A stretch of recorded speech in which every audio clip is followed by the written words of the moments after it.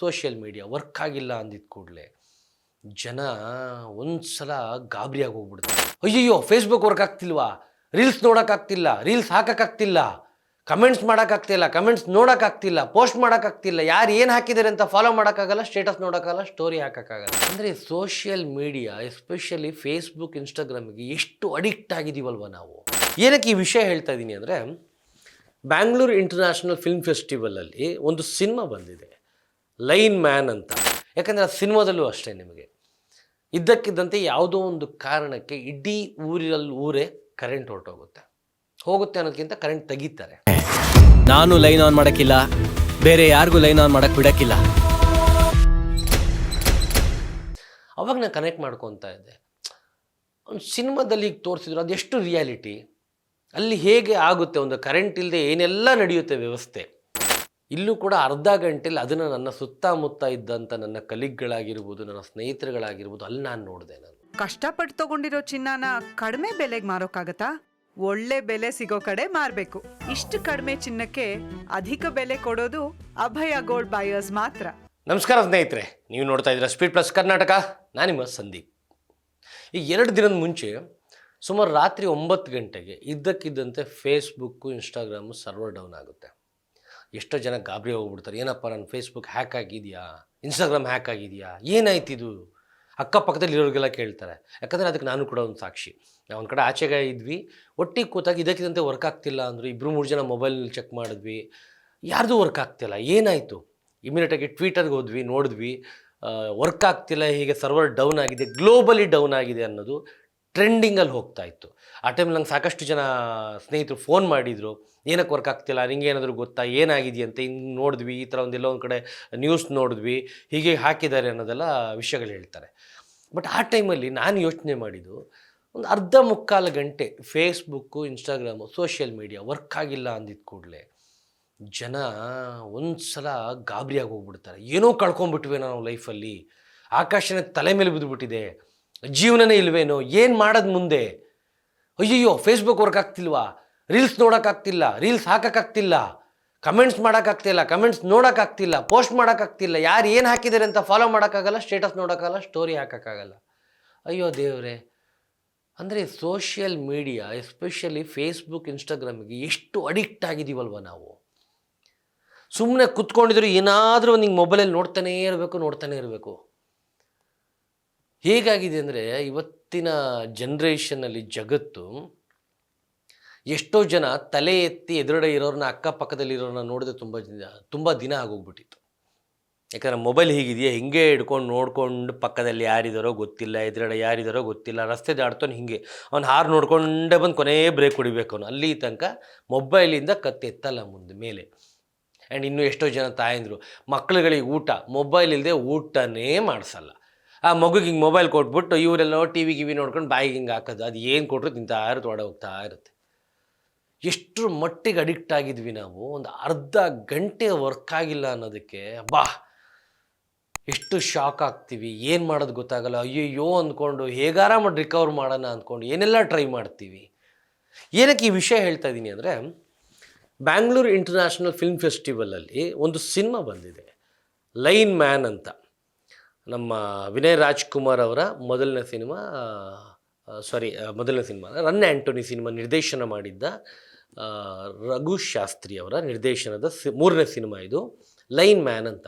ಒಂದು KBಯಲ್ಲಿ line man ಕೆಲಸ ಮಾಡೋ ಒಬ್ಬ ಹುಡುಗನ ಕತೆ, ಒಂದು ಹಳ್ಳಿಲಿ ನಡೆಯೋ ಒಂದು ಕತೆ. ಫಿಲ್ಮ್ ಫೆಸ್ಟಿವಲಲ್ಲಿ ಇತ್ತು, ನಾನು ಕೂಡ ನೋಡಿದೆ. ಏನಕ್ಕೆ ಈ ವಿಷಯ ಹೇಳ್ತಾ ಇದ್ದೀನಿ ಅಂದರೆ, ಆ ಸಿನಿಮಾದ ಕತೆಗೂ ಏನು 2 ದಿನದ ಮುಂಚೆ ನಡೀತು ಫೇಸ್ಬುಕ್, ಇನ್ಸ್ಟಾಗ್ರಾಮ್ ಸರ್ವರ್ ಡೌನ್ಗೂ ತುಂಬ ಅವಿನಾಭಾವ ಸಂಬಂಧ ಇದೆ, ತುಂಬ ಒಂದು ಲಿಂಕ್ ಇದೆ. ಯಾಕಂದರೆ ಆ ಸಿನಿಮಾದಲ್ಲೂ ಅಷ್ಟೇ ನಿಮಗೆ ಇದ್ದಕ್ಕಿದ್ದಂತೆ ಯಾವುದೋ ಒಂದು ಕಾರಣಕ್ಕೆ ಇಡೀ ಊರೇ ಕರೆಂಟ್ ಹೊರಟೋಗುತ್ತೆ. ಹೋಗುತ್ತೆ ಅನ್ನೋದಕ್ಕಿಂತ ಕರೆಂಟ್ ತೆಗಿತಾರೆ. ಅನ್ಫಾರ್ಚುನೇಟ್ಲಿ ಒಂದಲ್ಲ ಎರಡಲ್ಲ, ಸುಮಾರು ಒಂದು 7-8 ದಿನಗಳ ಕಾಲ ಕರೆಂಟೇ ಇರಲ್ಲ. ನಾವಿಲ್ಲಿ ಬರೀ ಸರ್ವರ್ ಡೌನ್ ಆಗಿದ್ದಕ್ಕೆ ಹೀಗಂತಿದ್ದೀವಿ. ಕರೆಂಟೇ ಇಲ್ಲ ಅಂತ ಅಂದರೆ ಮನೇಲಿ ಇವತ್ತಿನ ಕಾಲದ ಹೆಂಗಸರಿಗೆ ಹಿಟ್ಟು ರುಬ್ಬಕ್ಕೋ ಖಾರ ರುಬ್ಬಕ್ಕೋ ಬರಲ್ಲ, ಮಿಕ್ಸಿ ಗ್ರೈಂಡರ್ ಇರಲೇಬೇಕು, ಅದಕ್ಕೆ ಕರೆಂಟ್ ಬೇಕೇ ಬೇಕು. ಟಿ ವಿ ಮುಂದೆ ಕೂತ್ಕೊಂಡು ಸೀರಿಯಲ್ ನೋಡಬೇಕು ಅಂತಂದರೆ ಕರೆಂಟ್ ಬೇಕೇ ಬೇಕು. ಇಲ್ಲಾಂದ್ರೆ ಅವ್ರು ಏನೋ ಕಳ್ಕೊಂಡಂಗೆ ಆಗಿರುತ್ತೆ. ಅಯ್ಯೋ ನಿನ್ನೆ ಹೀಗಾಗಿತ್ತು, ಇವತ್ತು ಏನಾಗಿದೆಯೋ, ಅತ್ತೆಗೇನಾಗಿದೆಯೋ, ಸೊಸೆಗೇನಾಗಿದೆಯೋ, ಆ ಗಂಡಂಗೆ ಏನಾಯಿತು, ಅಷ್ಟು ಟೆನ್ಷನಲ್ಲಿ ಇರ್ತಾರೆ.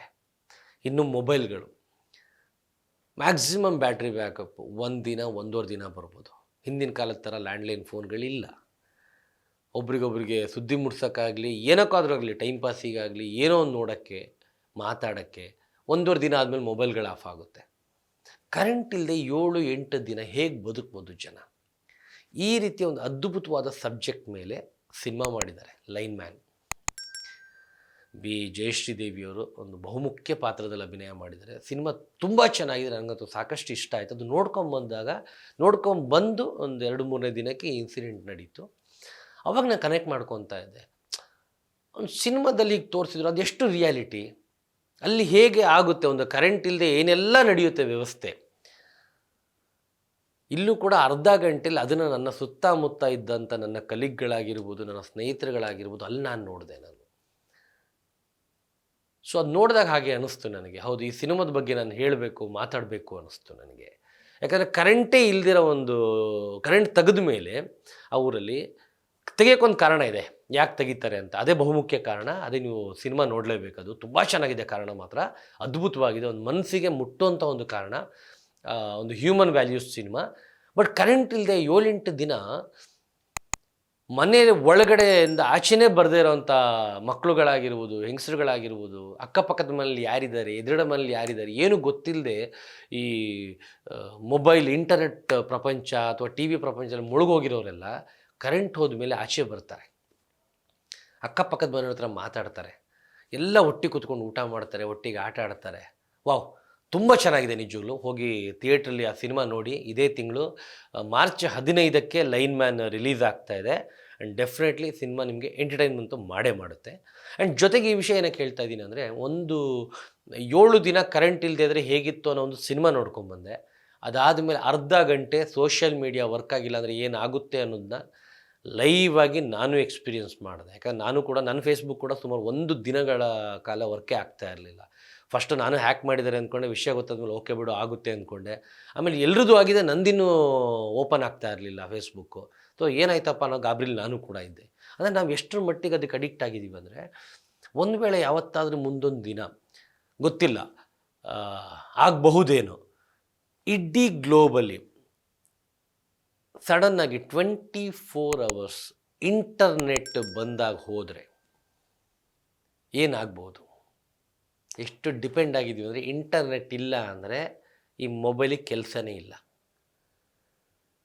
ಫೋನ್ ಮಾಡೋದು ಒಂದು ಬಿಟ್ಟರೆ ರಿಮೈನಿಂಗ್ ಪ್ರತಿಯೊಂದು, ಒಬ್ಬರಿಂದ ಒಬ್ರಿಗೆ ದುಡ್ಡು ಕಳ್ಸೋಕ್ಕೂ, ನಾವೇನಾದರೂ ಪರ್ಚೇಸ್ ಮಾಡಿದ್ರೆ ಪೇಮೆಂಟ್ ಮಾಡೋಕ್ಕೂ ಕ್ಯಾಶ್ಲೆಸ್ ಆಗಿ ಬದುಕ್ತಾ ಇದ್ದೀವಿ. ಒಂದು ವೇಳೆ ಆ ಥರ ಪರಿಸ್ಥಿತಿ 1 ದಿನ ಬೇಡ ಬಿಡಿ, 1 hour ಏನಾದರೂ ಇಂಟರ್ನೆಟ್ ಕಟ್ಟಾಯಿತು, ಇಂಟರ್ನೆಟ್ ವರ್ಕ್ ಆಗಿಲ್ಲ ಅಂತ ಅಂದರೆ ಏನಾಗ್ಬೋದು ಪರಿಸ್ಥಿತಿ? ಊಹೆ ಮಾಡಿ ನೋಡಿ. ನೋಡ್ತಾ ಇರಿ ಸ್ಪೀಡ್ ಪ್ಲಸ್ ಕರ್ನಾಟಕ. ಇದು ನಿಮ್ಮಿಂದ ನಿಮಗಾಗಿ, ನಿಮಗೋಸ್ಕರ. ಮತ್ತೆ ಸಿಗ್ತೀನಿ. ನಮಸ್ಕಾರ. Speed plus Karnataka.